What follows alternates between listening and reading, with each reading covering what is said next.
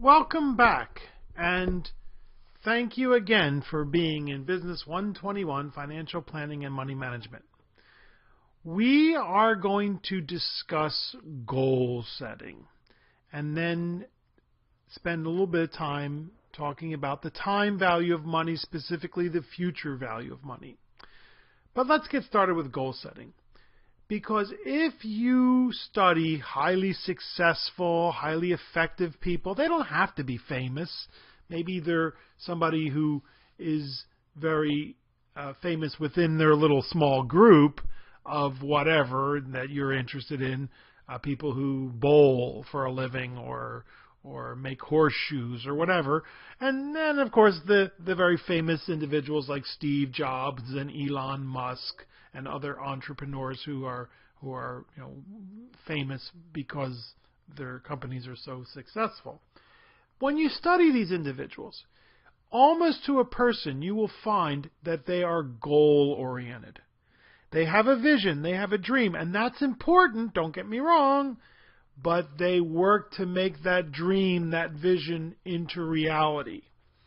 And so we want to learn from them. We want to learn how to be effective and successful people. Whether we're famous and fabulously wealthy, that's not important. The important thing is that we realize our visions, our goals for ourselves.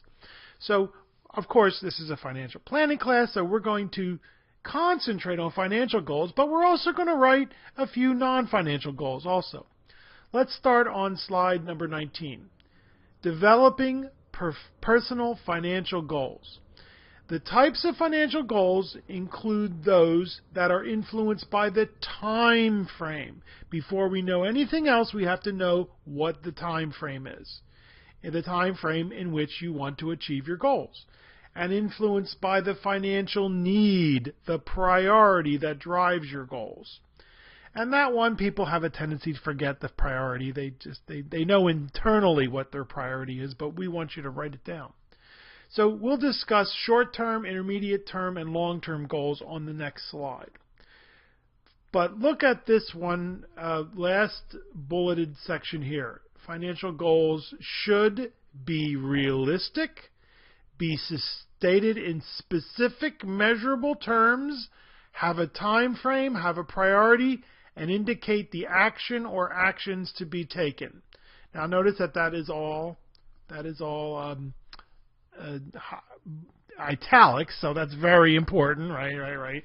But don't worry, because we're going to go over this several times. We're going to take a look at a rubric and look at our assignments and look at well-written goals. So you'll see many examples. But we need four things. They must be stated in specific measurable terms, have a time frame, have a priority, and indicate the action or actions to be taken. That's the part that people have a tendency to slack off. And they must be realistic. But how do we know it's realistic? You're the only person who can know it's realistic. So slide number 20. As we said, before we do anything else, we have to understand the time frame, because that determines the actions. In the industry, you will see various different definitions of what short-term, long-term, and intermediate-term are. And the book's definition is this, and this is very typical of the financial industry. Short-term is up to a year or so. Intermediate term is 2 to 5 years, and long-term is more than 5 years. And, I think they're a little too rigid. For me, short-term can be anywhere from 1 to 2 to even 3 years. Because as you get older, folks, yeah, exactly, time seems to go a whole lot faster. Einstein said that time was relative, and he was absolutely right. The older you get, the faster it goes. So for me, short-term might be 2 or 3 years from now. Intermediate term might be 3, 5, 6, or even 7 years. And then for me, long-term is 10 years, 20, 30 years.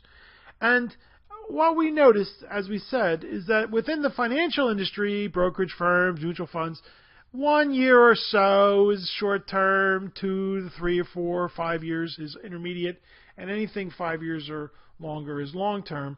Whereas the life insurance industry takes a little bit longer view. They seem to be more in line with the way I look at the world, or maybe I should put it the other way around.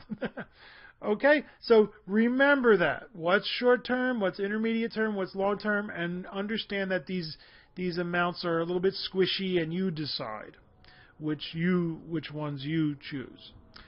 So here's an example. Slide number 21. This is an example of a well-written, effective goal. And we'll discuss that later on when we get to the rubric. But here are some good examples. Pay off the squeezia. Visa. Sorry. Pay off the Visa. What's the balance? $3,500. How did we get $3,500 on that darn credit? Oh yeah, there was the trip to Cancun. Boy, that didn't turn out so well. She was a real witch. And then the car had a baby, and his sister needs a new transmission. And the books. Oh my goodness, I can't believe how much I went for a book for these stupid classes.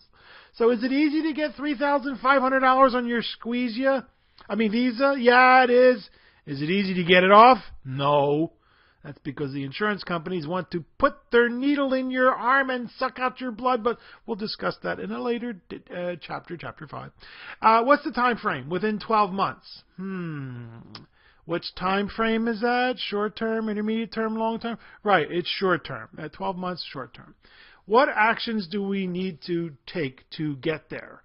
Reduce dating and clubbing to twice a month. Oh, man. You mean we got to stay home on a Saturday night? Cancel the cable service and the mobile phone. You millennials, you would rather eat barbed wire than cancel your mobile phone. Can you at least get a cheaper plan? And stop buying coffee at $5. I'm sorry, $4. Starbucks, right, Starbucks. And pay an extra $300 per month. Priority is high, very high. We want to get this monkey off our back. And so we said it's a short-term goal. How would we measure the success of the goal? Well, of course, is the balance paid off within 12 months. And the most important question, but one that I can't answer, no one else can answer except for you, is the goal reasonable? Well, for some young folks who don't think twice about throwing away $100 on a Friday or Saturday night and do that maybe 2, 3, 4, 5 times a month, or have a huge mobile phone bill payment, or go to $4 Starbucks every other day. Yeah, it's very reasonable. But for other people who have 2 kids and the car and the house mortgage or the rent and the orthodontia, and are you out of your mind? Where am I going to get an extra $300 a month? So what's reasonable is what's reasonable for you. I can't decide. You have to decide that. So you like that goal? That's an example of a well-written goal. When we get to the rubric for goals, we'll see some well-written goals and some not so well-written goals. Here's another example here. Slide number 22. Save up for a home theater system. What do we need? $2,000. Is that enough for a home theater system? Well, folks, I'll tell you, electronics have come down quite a bit, and you can get a pretty darn nice screen and stereo system for under $2,000. Now, of course, you could spend a whole lot more, but $2,000 it's not a bad amount. Time frame, 12 months. Again, that's right, short term. Actions to be taken: take a part-time job at Home Depot, and put $150 per month into a special savings account at the bank. And priority medium, I'm looking forward to it, but if it doesn't happen, it's not the end of the world. Is this a well-written goal? I think so. It tells us, could be a little bit more specific about how many hours we're going to work at Home Depot, but for the most part, it's a pretty well-written goal. Now, is it reasonable? Well, probably, depending on how much time you have to work part-time to make an extra $150 a month. But what would most Americans do? Yes, would we bother to wait 12 months? No, use that little piece of plastic that's hiding inside your wallet or your purse, and later. Slide number 23. Here's another well-written goal that is near and dear to my heart, and I hope to put it in yours. Save for a down payment on a condominium. amount needed $15,000. Is that enough? Well, for a small 1-bedroom, 2-bedroom condo in the South Bay, first-time home buyer, good credit, a decent job with a prospect of being able to find another job if you lost your... Right, it's actually enough. Talk to the real estate agents. They'll be happy. Now, of course, they want you to have more, and maybe the parents, the grandparents can kick a little bit more in to help. But that's a start. You got to have something. You got to have somewhere to start. And the action, I mean, the time frame is 5 years. So is this intermediate, long-term? Either one. You could say either one, and I'd take either one, intermediate or long-term. Actions to be taken. Set up $200 automatic investment per month to be taken from our checking account with an expected rate of return of 7%. Priority high. We would love to be able to get into a home in 5 years. Will $200 per month at 7% be enough to reach this goal? We're going to learn that today. We're going to learn how to calculate that future value of the stream of investments that we've made. That's called the future value of money. So hang on, don't get ahead of ourselves here. Now, slide number 24. Here is an example of a non-financial goal. And again, as I said, we're going to concentrate on financial goals, but we'll also do some non-financial goals because they're important also. Be able to do 15 good push-ups. Now, what are good? You know what good push-ups are. None of this back swaying back and forth with your butt up in the air. No, you have to keep your back straight all the way down, all the way up. And this was my non-financial goal many years ago when I took the health fitness appraisal class, which sadly we don't have anymore, but the the professor who ran it is retired, and he was a really sharp guy. And he said to me, you know, Payano, you're doing okay. You got a lot of cardio exercise, but your upper body strength is pitiful. You need to be able to do 17 good push-ups. And I said, okay.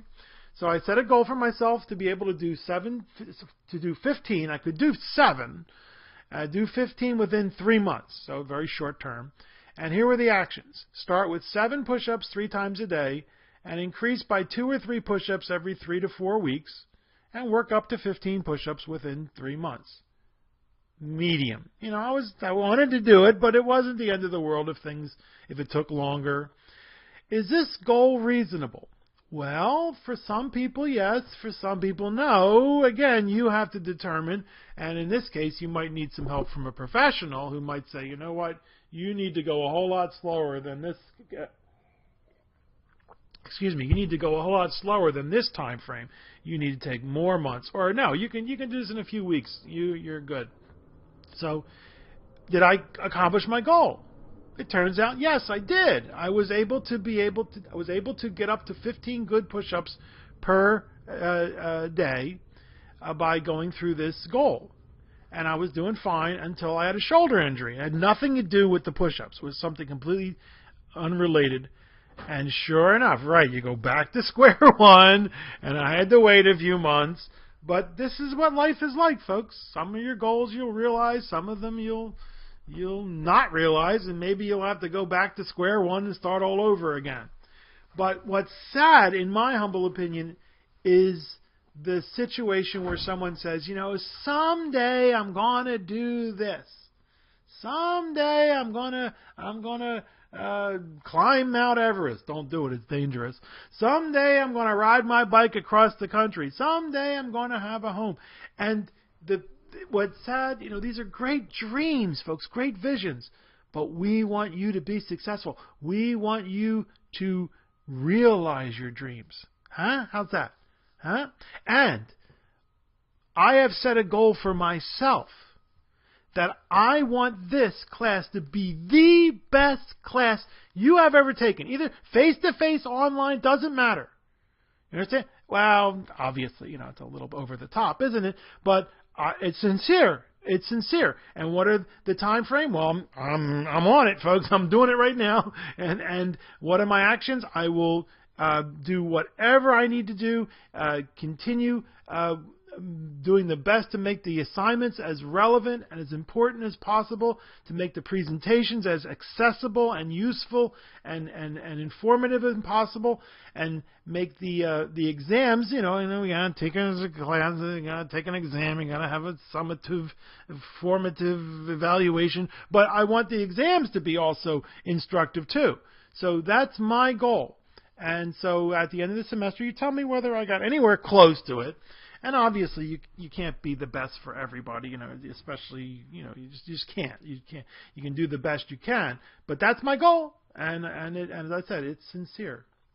So now, let's ask ourselves, slide number 25.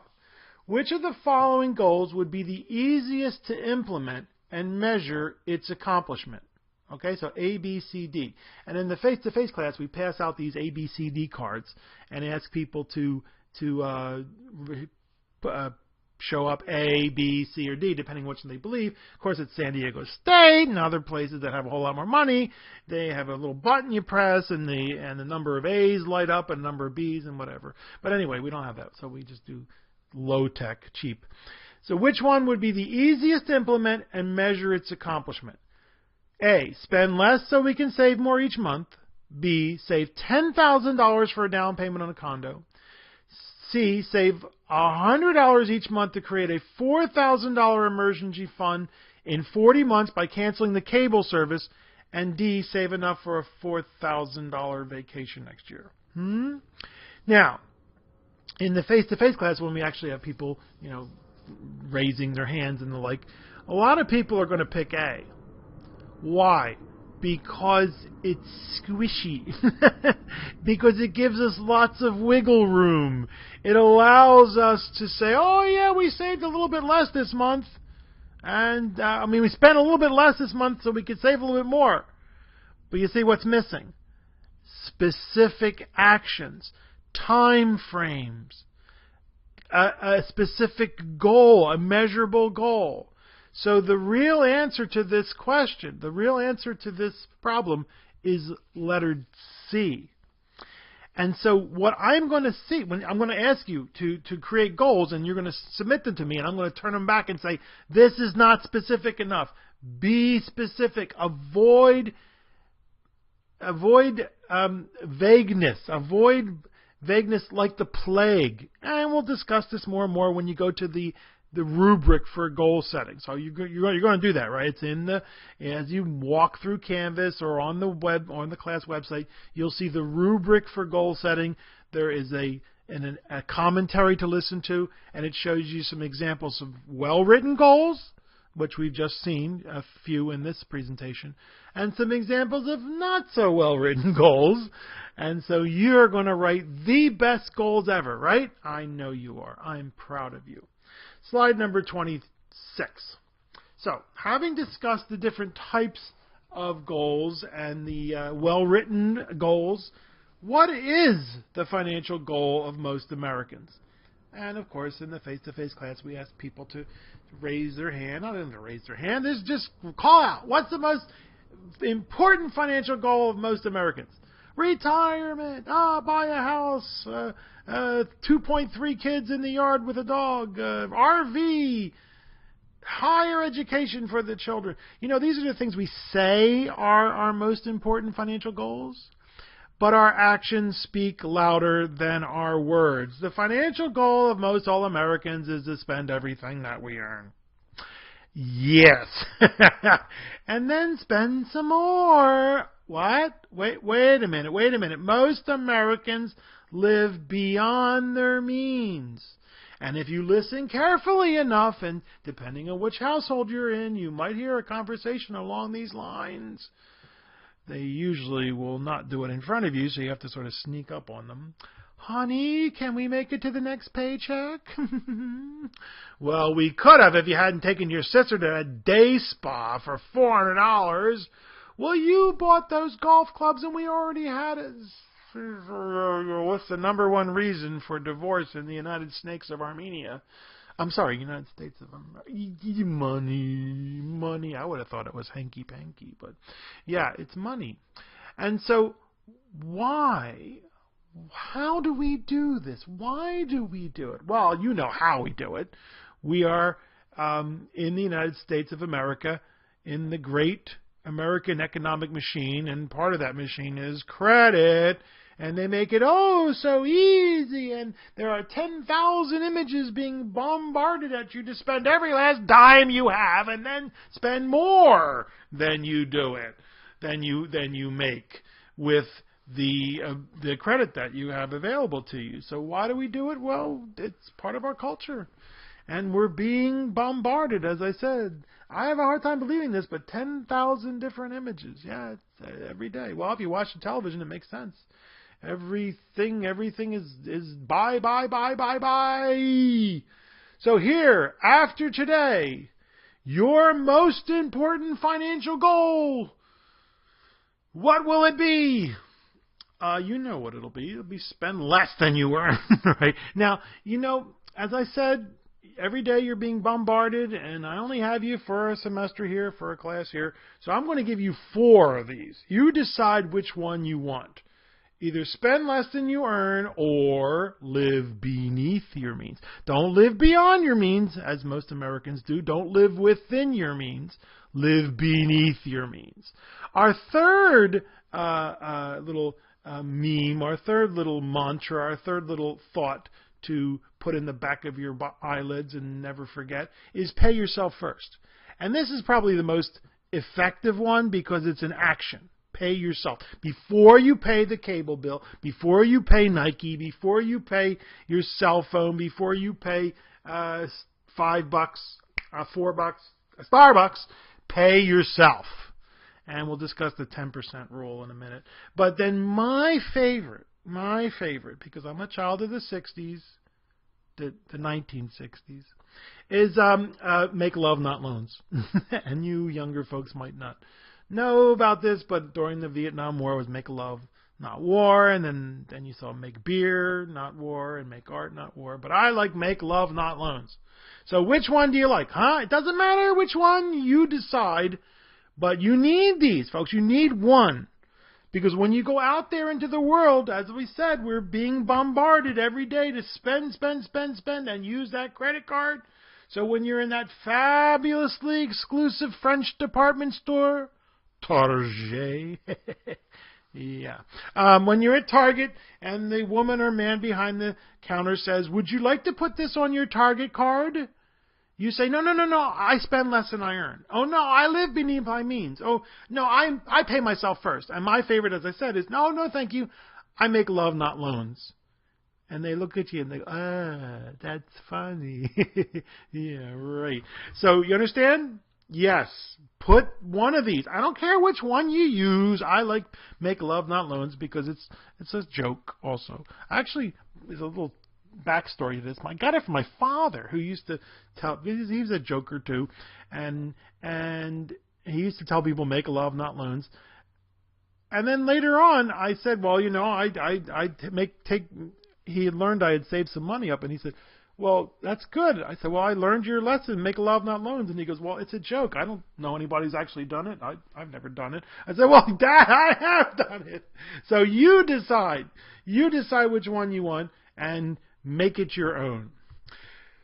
Pay yourself first, though, on slide 28 is actually the most useful, shall we say. By having the money come out of your paycheck or checking account automatically, most individuals easily adjust to investing. You see, it works like a pay raise, only in reverse. You hear people who have been out in the industry for a while and have a house and say, you know what, things are okay. I'm doing all right, but if we just had an extra $300 a month, or I got that 5% raise, everything would work out. What happens when they get that 5% raise or the extra? Right, they go broke at a higher level. You go to the bankruptcy courts and you see people who are in bankruptcy making $200,000 a year. I'd like to know how you wind up in bankruptcy making, well, it's actually very easy.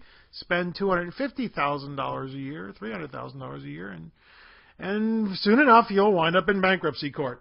You see, many financial planners recommend saving at least 10% of your income for long-term compounded growth. And, many of the people have done this in the industry, but none better said it, in my humble opinion, than David Chilton in a book called The Wealthy Barber.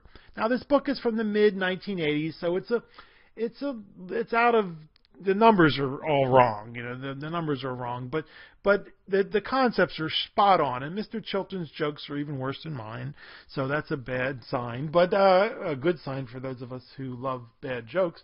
But he does a very good job of putting down the concepts. Not all they don't do everything that we do in this class. It's a 3-unit class, but he does a great job of doing the most important. So if you can check it out at the library, I don't know if it's still for sale, but it's a great book, and I don't get any kickback from Mr. Chilton. So is 10% a reasonable goal? 10%? Again, what's reasonable is what's reasonable for you. And this is why we love to get the young folks started early, because for them, 10% is very reasonable, because they don't have all the accoutrements of the middle class lifestyle yet, and they can inculcate. You like that word, inculcate? It means to surround yourself and immerse yourself. They can start early, saving 10%, and then adjust their spending accordingly. Now let's set the stage on slide 29. The wealthy barber is a barber in a Midwestern small town, and he's very wealthy, and most of the inhabitants of the town think he has inherited money. But no, he's built his empire, so to speak. He's built his wealth by himself. He started out at very small means, but at age 25 started investing his 10% of his salary, and now he's 60 years old, 35 years later. And he's now still works. He still works part-time, but he helps the younger folks learn about financial planning. So it's a very Midwestern, as I said, down-home type book, and so it's a great read. Do it. So here's the wealthy barber explaining to his new students the magic of compound interest. $30 a month, $1 a day can magically turn into over $1 million. And you know what is even more impressive? You know someone who has done it, Roy R. Barber said proudly. 35 years ago, I started my savings with $30 a month. That was approximately 10% of my earnings. I have achieved just under 13% return per year. In addition, as my income rose, my savings rose accordingly. $30 a month became $60, then $100, and eventually hundreds of dollars a month. You three are looking at a very wealthy man. One of my early students only followed the pay yourself 10% first lesson. He bought the wrong life insurance, abused credit cards, overpaid for his mortgage, did not take advantage of his 401k at work, and lost all $15,000 of an inheritance playing the commodities market. Oh, this is a real upbeat, encouraging story, Roy, said Tom. Today, his net worth is $850,000, Tom. $300,000 of it is the equity in his house, but the rest is his 10% savings.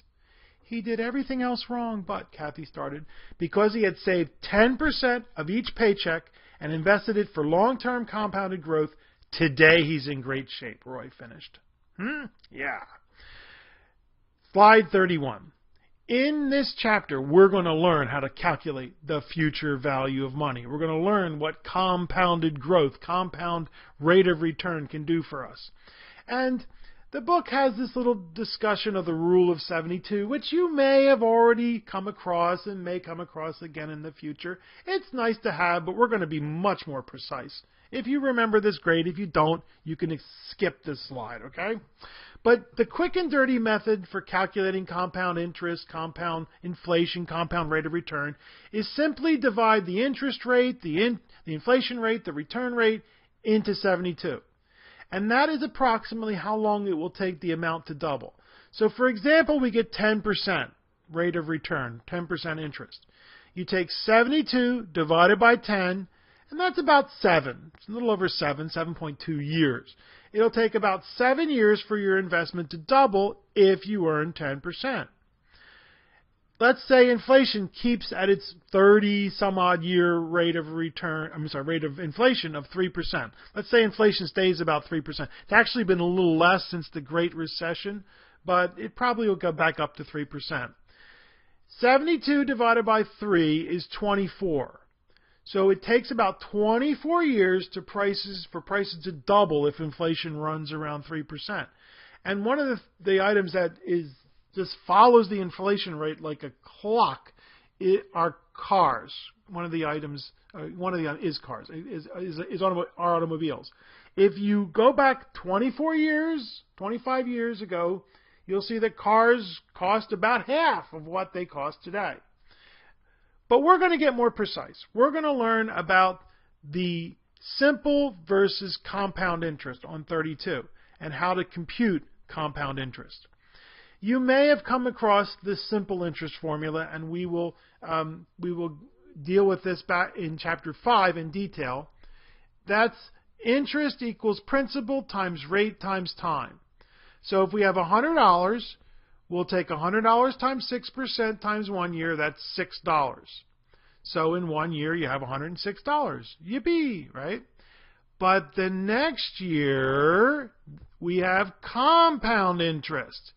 You earn interest on your principal, but also on the interest that you've earned. So the next year, it's $106 times 6% times 1 year, or $6.36. And after the next year, you will have a whopping $112.36. And I know what you're thinking. Big deal, Payan. It is. Over time. Over time. Because what we're discussing now, and we're getting into the definitions, and make sure you've gone through the study guide and learned about how the study guide works, is the time value money. We're discussing the time value money. It's the increases in the amount of money as a result of interest earned. Now we're going to discuss future value, also called compounding, because that's more important to us in the financial planning class. In the Introduction to Investments class, we discuss discounting, present value. That's a little trickier, and it's not that important. I mean, go through if you're so inclined, go through the exercises in the book and the material in the book. We're not going to cover it. It's there for you to look at if you want to, but as I say in the study guide, just ignore it. We're not going to discuss it. More important for us is future value. And what does that tell us? We talk about an amount now, and what will it become in the future? That's that simple. Yeah. What is an amount we put into an investment, into the bank, into wherever, and earns a rate of return at compound interest? What is it going to be worth to us in the future? The present value is a little trickier. What is an amount that we will receive later worth to us today? Huh? Yeah, ignore it. Ignore it. Don't worry about it. But it's just the other side of the coin. You just flip the coin and you're on the other side.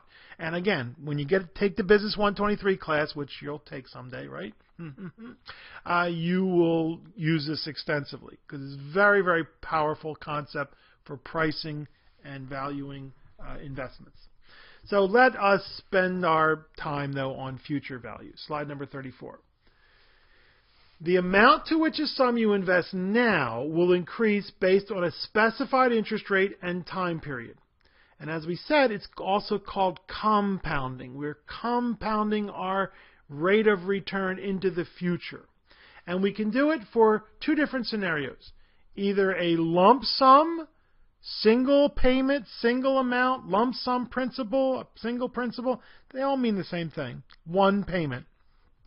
Or a series of payments, a stream of investments, an annuity. I don't like that word. It's true. Annuity is a series of payments. But the problem with annuity is it's also a product, a life insurance product from life insurance companies. So people get confused between the product and the fact that annuity is just a series of payments. So we really should get rid of that. But we leave it in there because you're going to hear some people use that term. But we're going to use the terms series of deposits, stream of investment. I like stream of deposits, stream of investments, because it makes me think of a river. And rivers start small, and then they get bigger and bigger and bigger until they, yeah, exactly. Start investing now to take advantage of the future value of money. Here are the formulas. Don't worry about the math, folks. We mere mortals use the future value of money tables. But here are the formulas. And I show you the formulas not because I want you to do exponential notation, but because of the exponent right here. What is this, right? When a number is up in the air like that, it's called an exponent. And what's the exponent in both of these formulas? Time. Right, time. I'm still learning how to use this little laser pointer thing. I apologize. Time. And you know what an exponential curve looks like? It starts off slowly and then starts to rise and then goes whee up into the air. Time is the exponent. When you're young, time is your ally. Time is your friend. When you get older, time becomes your enemy. Time is no longer on your side. And that's why it's so important to get young folks involved in this idea of investing now for the future. Now let's take a look at present value. Again, as I said, don't worry about it. It's not that important for personal finance, and we use it extensively in Business 123, Introduction to Investments, but it's simply the other side of the coin. And it also has this really strange verb, discounting, right? Why do we? It has nothing to do with discounting at a grocery store or the mall or somewhere, a department store. It has to do with taking money that you will receive in the future and bringing it back to the present. So again, we can do it for a lump sum or a series of withdrawals, and ignore it. But the reason we show it to you is not only because you're going to hear people talk about it, but also because the formulas are the inverse. Instead of time being on the top of the division here, time is now in the exponent at the bottom. And what does that mean? That means it's the exact mirror image. It starts off slowly and then goes really down far. And if you don't know what I'm talking about, don't worry about it. Don't drop the class. We're not going to do any present value calculations, but you are welcome to do them if you go to the library and use the book there. You don't have to buy the book, but if you buy the book, you could do some present value calculations. They're essentially the same as the future value calculations. We use the present value or the future value tables, but again, we're not going to do any present value calculations, so don't drop the class. Don't go screaming into the night. And so now in our face-to-face class, we would stop and pass out the future value handouts and do these together. So what you're going to do now, and you can do it now or later, but you're going to do these problems. And please don't ignore them, don't blow them off, so to speak. Do them. And if you have any problems, that's why I get paid, folks. Contact me or go to the Academic Success Center or go to the business tutors or the accounting tutors or even the math tutors. The math tutors will say, we're not supposed to do business, we're not supposed to do finance. You show them the problems and they'll go, I can help you with this. And what you're going to find, folks, what you're going to find is that you, as lucky members of the great American economic machine, have at your disposal investments that have for over 50 years done very well. 10, 11, 12, 13%. And what does that mean? That means you can build substantial wealth. Yes, you can. You don't have to go on some stupid game show, Who Wants to Be a Millionaire, or win the lottery, which is not going to happen, so don't even try, or start a business, which you may do very, very well and become the next mogul of finance or IT or internet or run up a bunch of credit cards and wind up in bankruptcy court. So as you being a teacher or a fireman or delivering the milk or whatever you want to be when you grow up, you can build a large accumulation of wealth. Now, what you're going to find is that you're going to need to do better than a bank. Yeah, right. Exactly. And so when you go through these problems, you'll see that the rate of return that we use is 10%. And often, but not always, the face-to-face class students will say, well, where are you going to get 10%? And if they don't say that, I'll eventually ask the question. After we've seen what kind of wealth we can build over time, I'll say, okay, folks, now where are we going to get 10%? Huh? Slide 39. Hope for your future. You see, dear students, as lucky members of the great American economic machine, you have at your disposal investments that have done better than 10% for more than 50 years. And here are just a few. Now, these are not the only ones. No, by no stretch of the imagination.